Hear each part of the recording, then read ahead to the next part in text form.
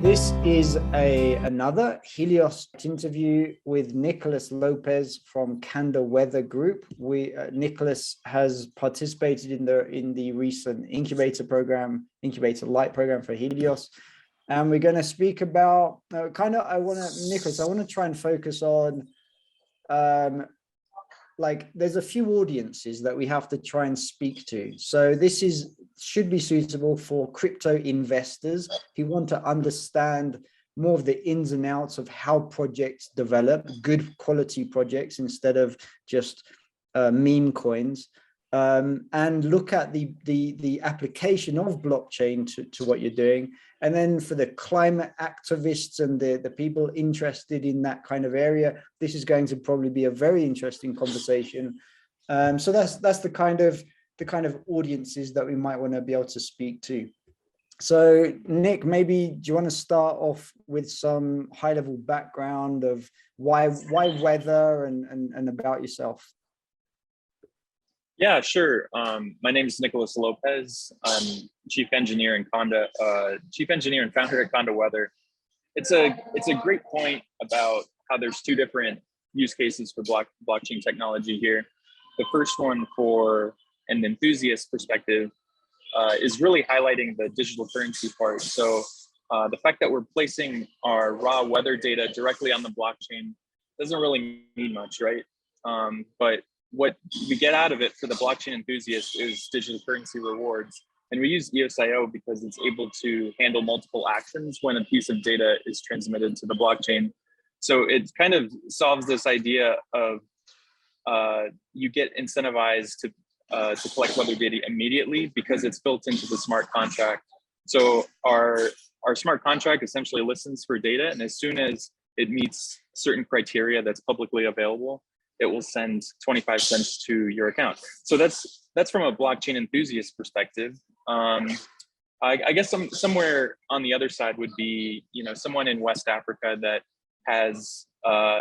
doesn't have the resources to look on NOAA's websites and actually scrape pages for weather information. In fact, it's a pretty big problem going to the National Oceanic and Atmospheric Administration's website because they use outdated protocols. For example, FTP is the main way that you would access data from their data stores. And a lot of these companies are located in, say, Boulder, Colorado, right? Yeah, they're the center of the country, but they don't have the best network infrastructure. And a lot of times users want to get data from ECMWF, which is the European Center for Climate, essentially in Europe.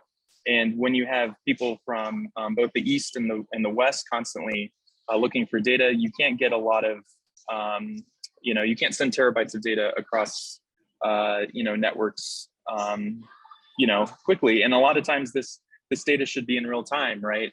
For weather modeling, you need very real time data so that you can make real time forecasts. So with the blockchain, it's from like a traditional meteorological and climate point of view, you're actually solving the problem by having the data distributed in different locations. So instead of having to query NOAA's website, you can query a block producer's website. Their node endpoint. You can go to someone else's endpoint depending on your region. So that's why we specifically have our servers located in South Africa, because this allows people in Nigeria and Ghana to query our node much more quickly and be able to get data in real time. And somewhere in between is kind of the university students that we've been working with. So they want to work with weather data. They also care about digital currency because they find it interesting, right? Like a lot of enthusiasts, they want to get rewards. They want to get paid in crypto for doing various tasks. So they're kind of in between, and that's who we've been working with so far in most of our Kanda Weather project program. Okay, great. So we jumped right in. So there's a lot in there. Let's take a step back and kind of high level of what Kanda Weather Group is doing. The kind of the mission and purpose for the project.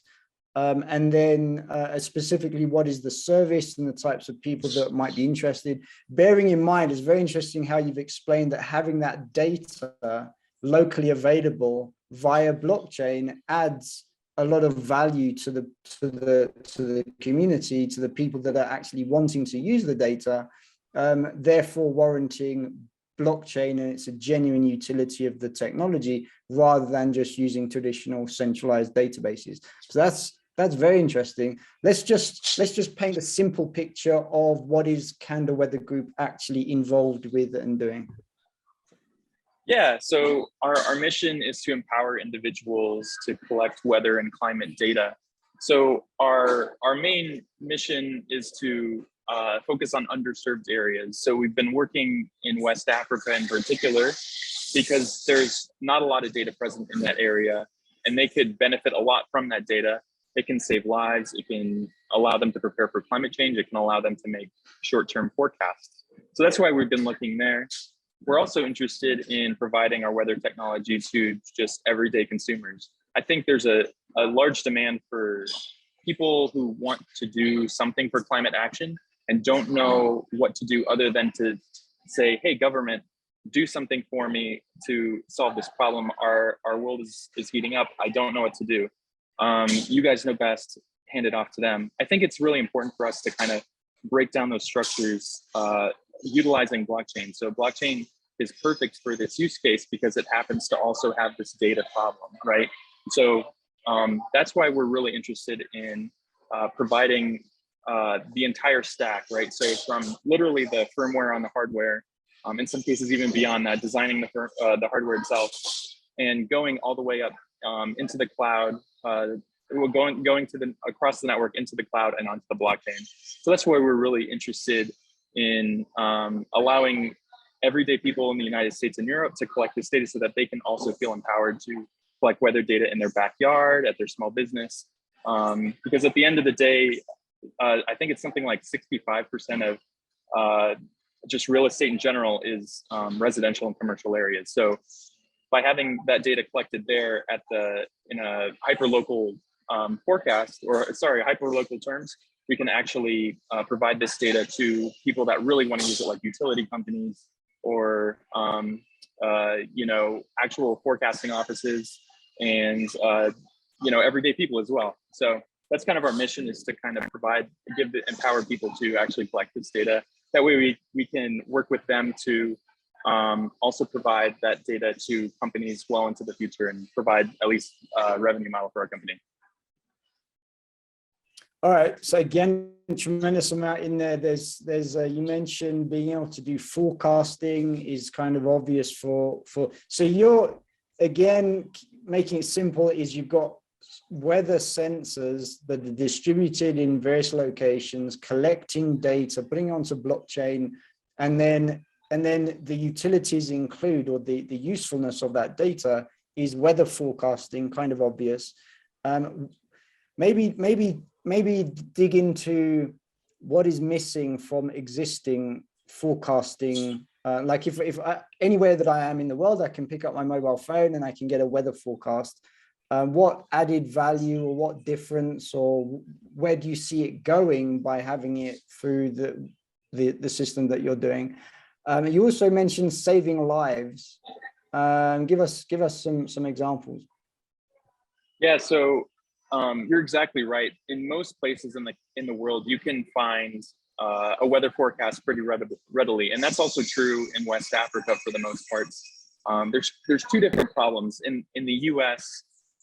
You can find both a good forecast and an accurate forecast and an available forecast, right? You can have both of those things.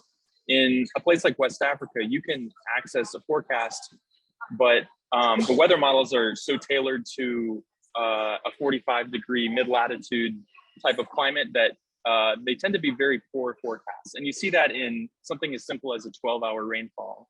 So being in a tropical climate, which most of West Africa is, and sub-Saharan Africa is almost entirely in a tropical climate, most weather phenomena is very heavy rain, and it tends to occur in the afternoon.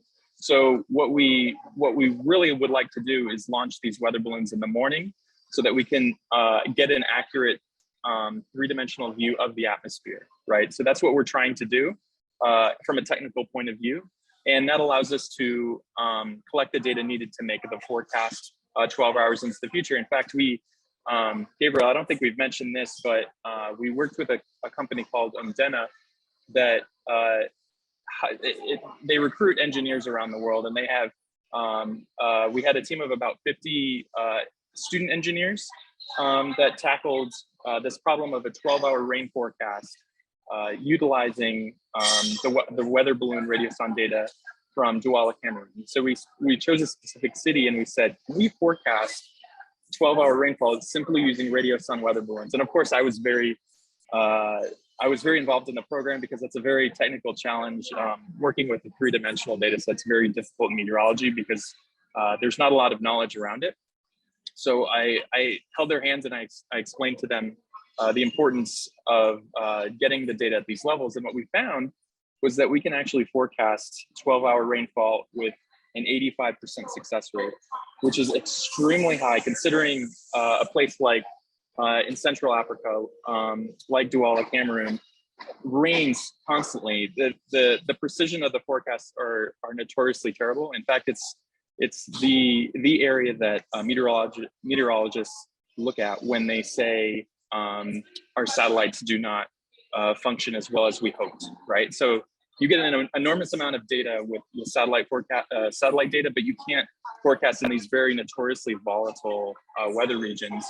And we think we can forecast for them, honestly. I mean, you know, even with a very simple machine learning model, we were able to look at 2,500 radiosonde observations for the past, I believe, 11 years, and extrapolate that for a rain gauge at the airport. And we're able to make a pretty accurate prediction. So what we want to do is kind of extend that forward and you know, possibly utilize these 12-hour rain forecasts to actually save lives. So that's what we'd really like to do. You know, a farmer that has 2 hectares of land, which is a very small amount of land, but is the typical smallholder farmer in West Africa, can get flooded immediately in a simple afternoon thunderstorm. And it happens all the time. And it's kind of their main source of, I mean, obviously crop failure. If your crops are flooded, you can't sell your product. But it's also a very large revenue destroyer. It's a terrible situation, and we would like to provide better forecasts and more available forecasts for those people. So how, like, carry us through, how does the forecast, is it a long-term perspective on supporting economic development or knowing where to invest in infrastructure that can withstand that kind of changes of climate? What practically is the economic impact of being able to detect weather? If I know it's going to rain on my head, you know, in 4 hours time, I don't have to be there, but if my crops are still there, it's still going to get ruined. What difference does it make just to know the fact that it's going to get ruined in 4 hours time? Yeah, it's kind of it's actually very useful for West Africa because the amount of land that they tend to have for a smallholder farmer is very small. And it tends to be an afternoon activity to simply harvest your crops. I don't have actual numbers to give you in terms of how much this could save on revenue. One, because it's not really normally used. I mean, usually when people do studies like this, it's like, oh, what if the you know, the forecasts in general were this much better? But for us to focus on simply rainfall, I don't have an exact number, but I do know that there's a very large number of crop failures simply from the floods that happen due to intense rainfall in the afternoon, particularly in the summer months. So it has an enormous impact. Of course, 80% of, I think it's something like 80% of food that is grown in Nigeria is also provided back to Nigeria. So this has large, enormous impacts for the rest of the country, as well as any portion that they export.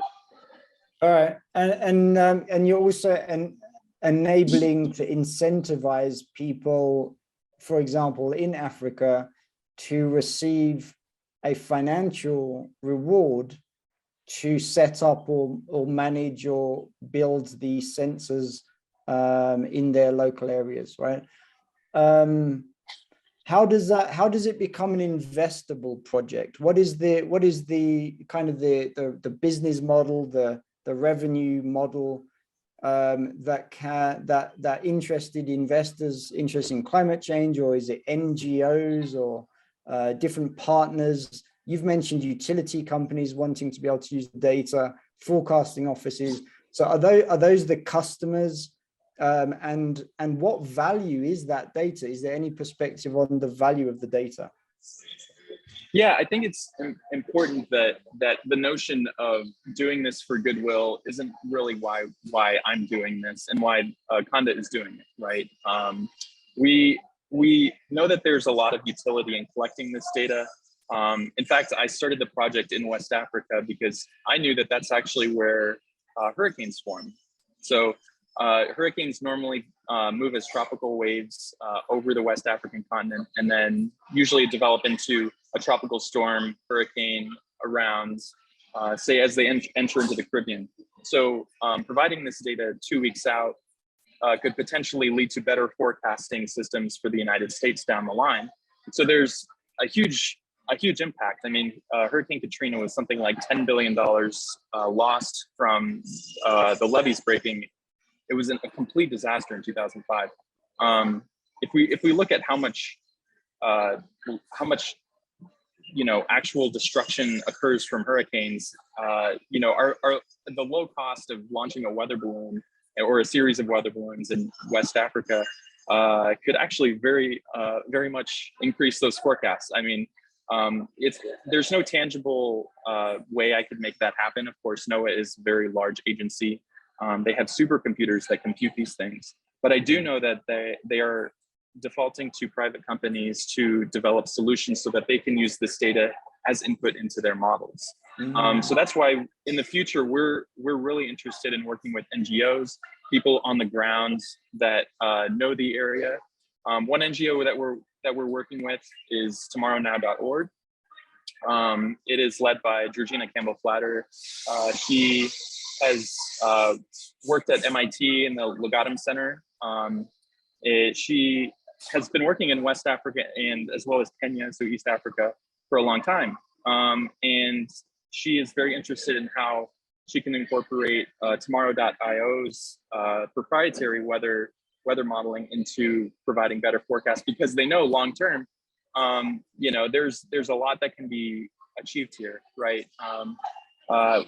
When the base level is so low, it's a very enticing opportunity, even though it's hard for us to imagine, how can collecting weather in Africa actually help.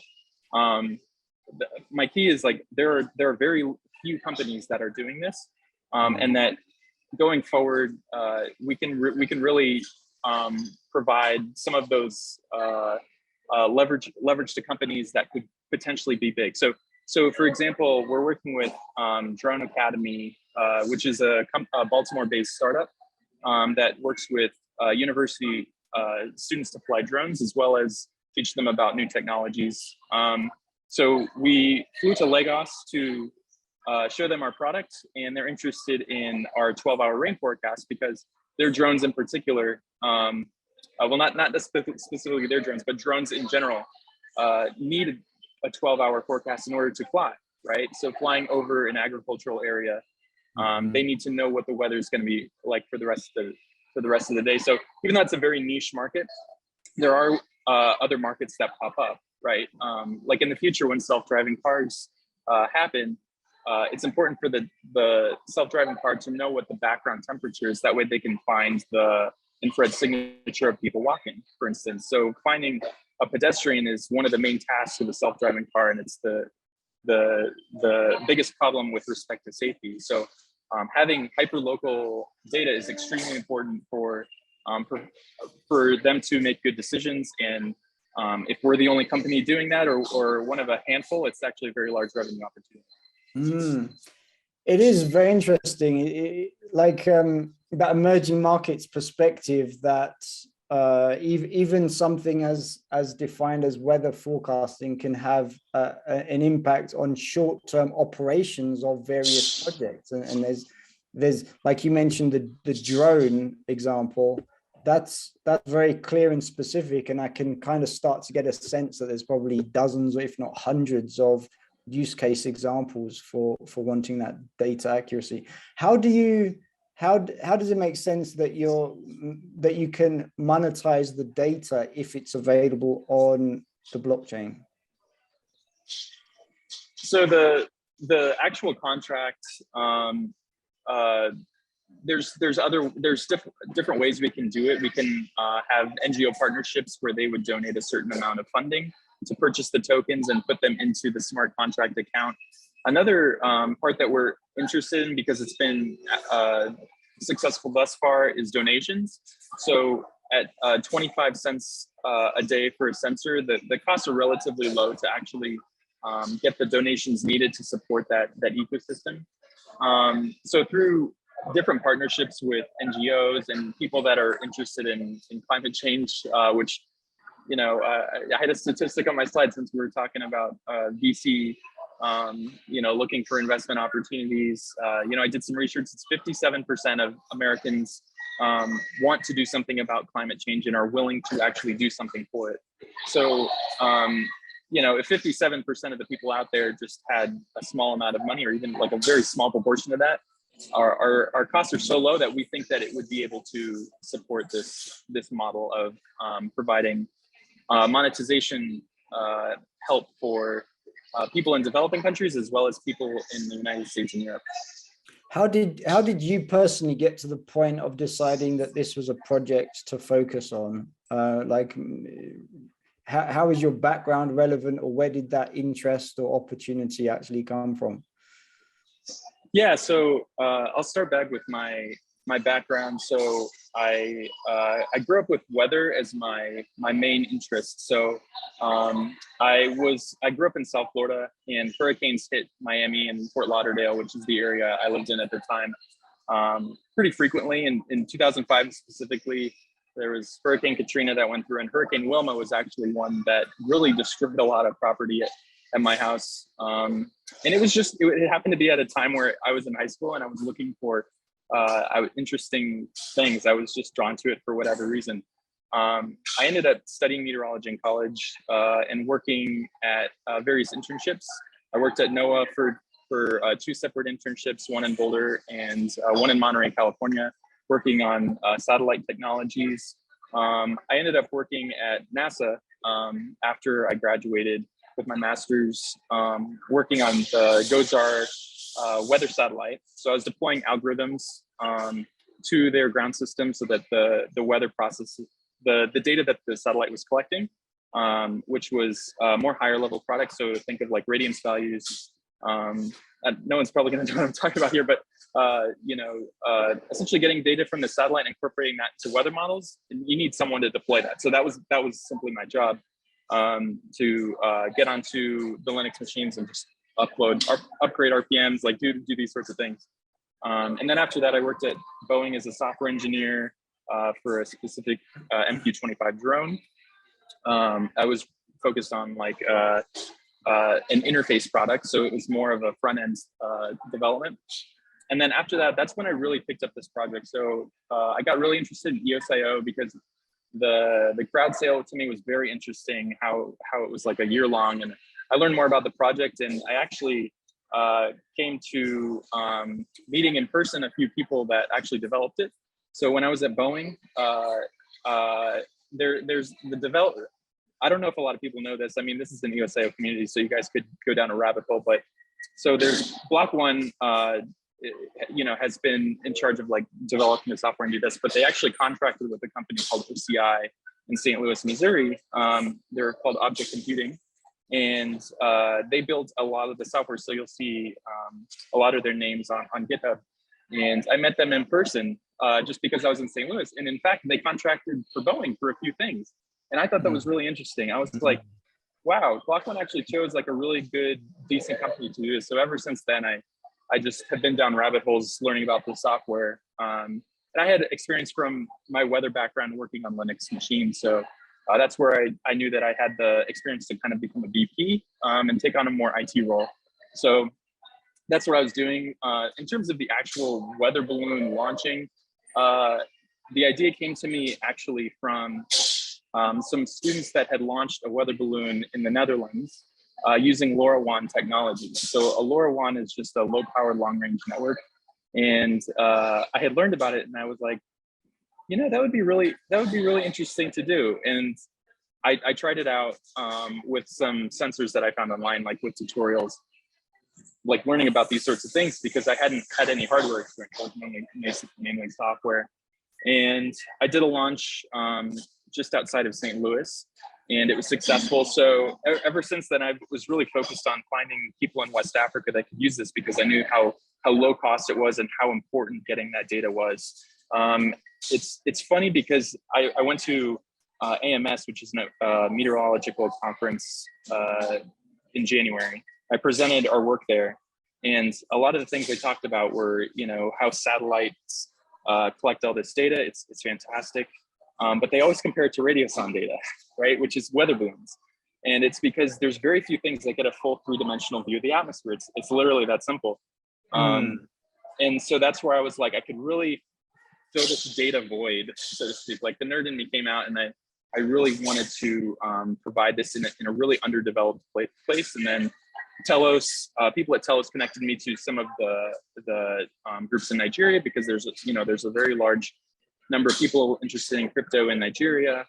So I've been working with a few students there to do these launches and set up the ground sensors. In fact, they've actually contributed a lot to our technology. So I'm very proud of what we've made so far. Got you. So Telos is one of the EOSIO blockchains. That's what Kanda, that's the blockchain that you're building on. Give us something about what comes next. Who's on the team, or who needs to be, or what kind of if potential partners are watching this interview, who do you want to speak to? What kind of opportunities in the relative near term are there that help you to grow and build what Kanda is doing? Yeah, I think there's a few groups in the EOSIO space that are looking at microcontrollers and doing the hardware transaction work that we're doing as well. So to partner with those people would be fantastic from the EOSIO space, because EOSIO is meant to run on large servers, right? It's supposed to be network infrastructure on the internet, right? Like it's just servers talking to one another. From our work, we found that you can actually generate digital signatures on a lot of today's microprocessors. So we're trying to partner with those people. It's not necessarily my background, so I'm trying to find more experts in that region to kind of help us along and do that. For more, you know, I guess results-driven thing, we're interested in anyone that has machine learning experience.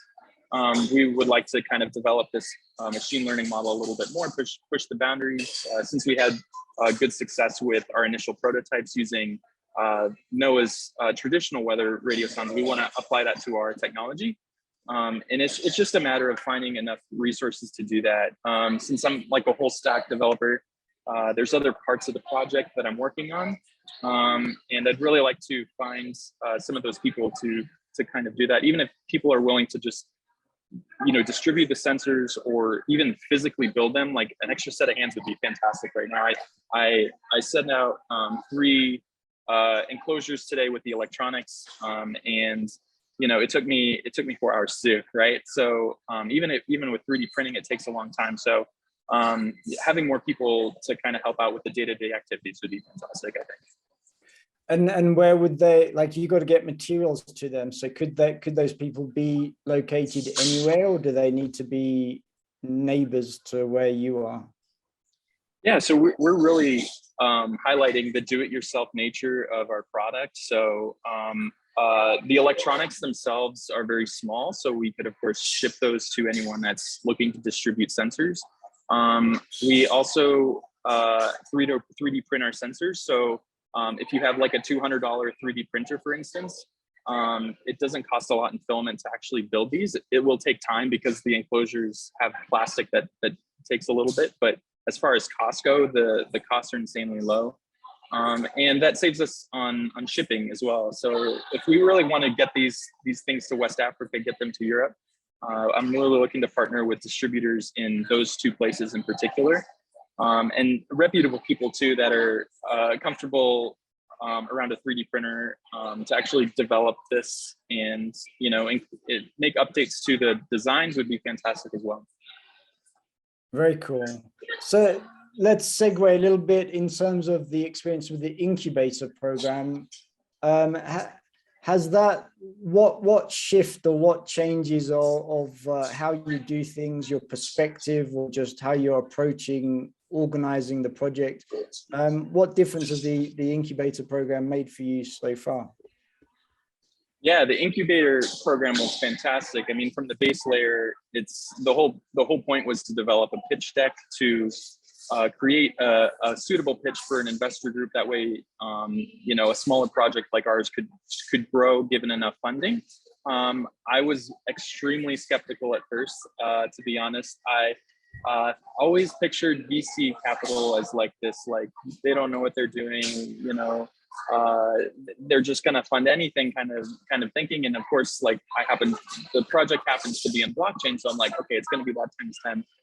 I signed up with Gabriel, and honestly, Gabriel, your down to earth attitude and your focus on actual traction kept me coming back for every Monday. So it's given me a more optimistic view that these sorts of activities are fruitful, and that developing the pitch deck is worthwhile.